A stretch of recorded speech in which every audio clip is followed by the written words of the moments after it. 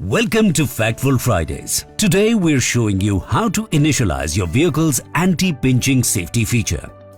Anti-pinch feature enhances safety by automatically stopping window closure to prevent injury if a foreign object is detected. Anti-pinching gets disabled when a battery is disconnected and reconnected or fuse gets replaced. In this condition, the auto down feature will be deactivated. However, the auto up feature may remain activated.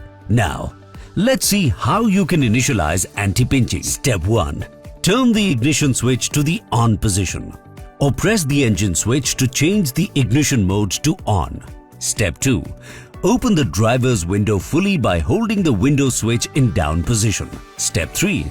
Close the driver's window by holding the switch in up position and keep holding the switch for 2 seconds after the window is fully closed. Step 4. Check the driver's window to see if the auto down up feature works. If it starts working, it shows that the anti-pinching safety feature is now enabled.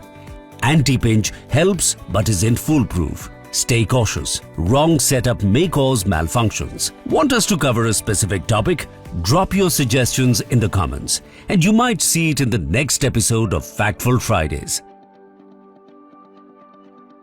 Stay informed, stay safe.